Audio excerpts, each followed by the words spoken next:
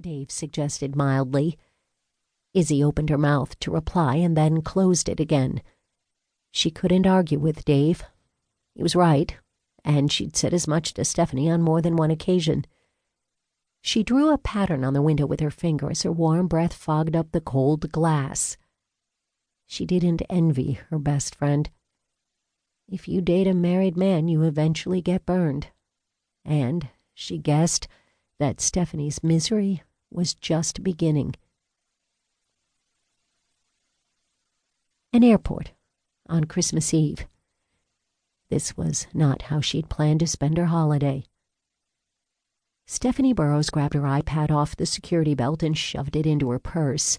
She tugged on her black leather boots, gathered up her bags, and made her way through the chaos toward the gate.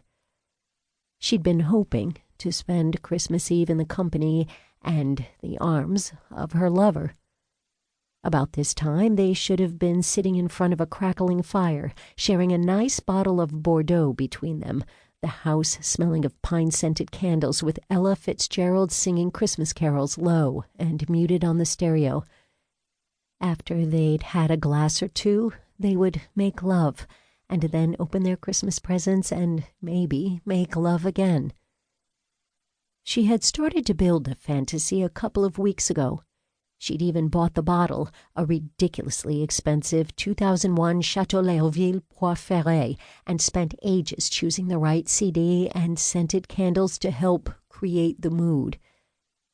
But even as she'd been putting the various elements of her perfect Christmas Eve in place, she knew, deep in her heart, she knew that it wouldn't happen. Her lover would never be able to get away from his wife and children on Christmas Eve. He would want to spend the evening with his family. His family.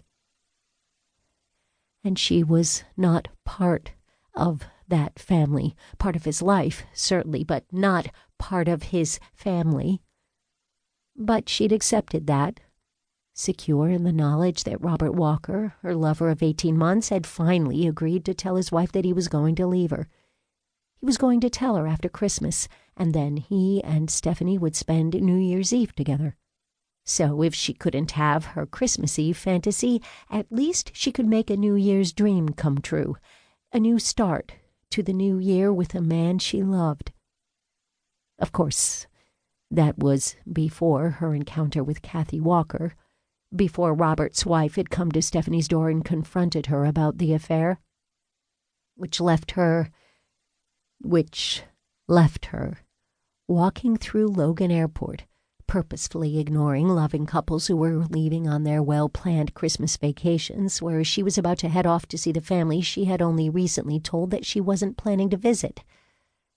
Stephanie turned into a gift shop. She needed to bring something back home, something Boston-ish. She'd already sent out her Christmas presents to her parents, 4 brothers and 2 sisters, but she couldn't turn up empty-handed. Most of the shelves were bare, and there were lines at the cash registers. She grabbed a box of saltwater taffy and a tin of fudge with a Red Sox logo. Couldn't get more New England than that. It took almost 15 minutes to be served. Then she turned and headed down to Gate 19. Gate 19 was jammed. Stephanie Burrows looked around at the grim-faced men and women impatiently waiting for the last United flight of the day to Chicago and wondered who they were and why they were traveling. With Christmas falling in the middle of the week, she assumed most were office workers condemned to work right up to the last minute and then race for the plane to be home with their families for Christmas. She never imagined she'd be one of them. A few hours ago, it had been a normal Christmas Eve. She'd been happy. No, happy was too strong an emotion for what she'd been feeling. She'd been content.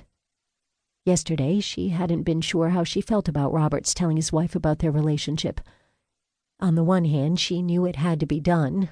Robert had been stringing the 2 women along, lying to them both, lying to himself. So he had to tell Kathy.